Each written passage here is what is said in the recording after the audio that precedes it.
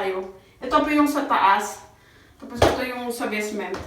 Tapos ito yung exit nila. Kung sinong nakatira dyan, ito yung exit nila papunta dyan sa labas. Bali separate ano siya door. Para sa nagre-rent. Tapos para din sa amin dyan sa taas. Tapos ito yung ano nila. Ito yung hagdan. Papunta dyan sa basement. Yan, simple lang siya. Yan. Tapos, pagpunta dito, salas. Ito yung living room nila. Kanina, nilinis namin ni sir. Binacuum namin lahat dahil maalikabok.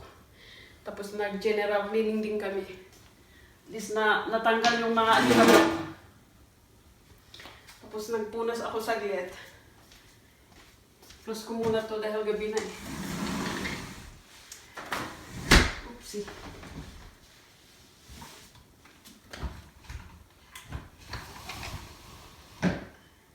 Paano ba to? Yan. May ako na lang i-figure out. Ito yung living room nila. Yung mga nagre-rent dito sa baba. Pero ngayon, isa na lang nagre-rent. Dahil umalis yung isa.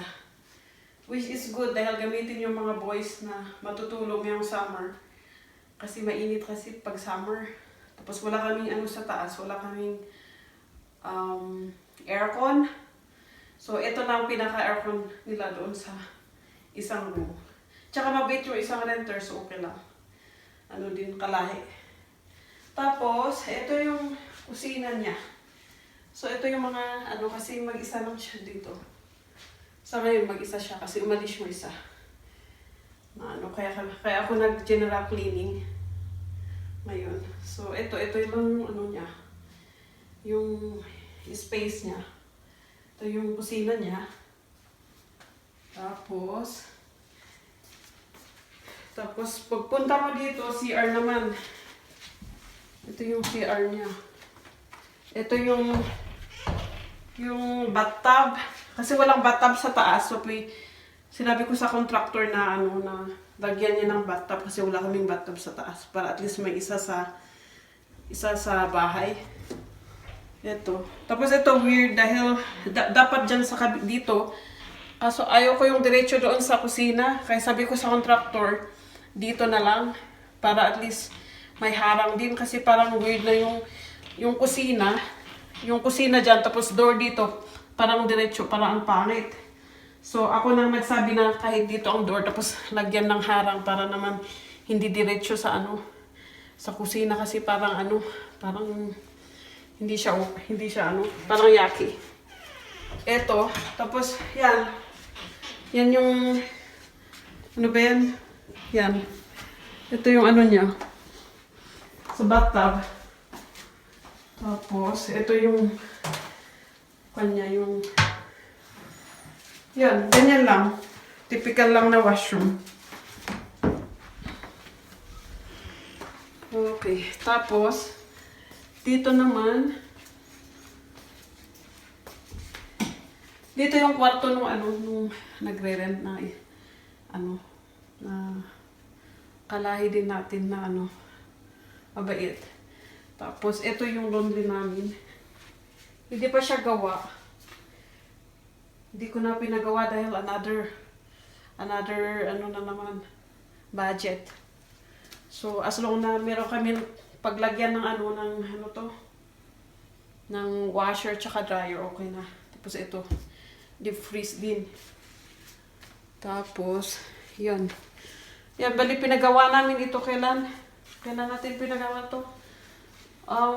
March 2016. Tapos, parang ginawang 6 months yata natapos. Tapos, pinarent ko ng ilang taon din. Mga 4 years siguro na may nagre-rent. Ngayon lang na empty. Ngayon lang na empty dahil gagamitin mga boys. Yan. Ganyan dahil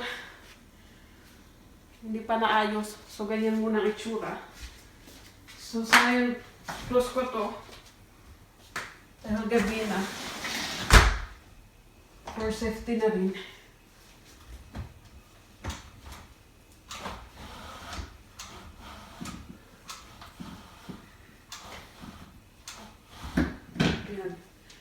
Pag may tama dito ako, pupunasan ko na lang yung window na kuan. Ayan.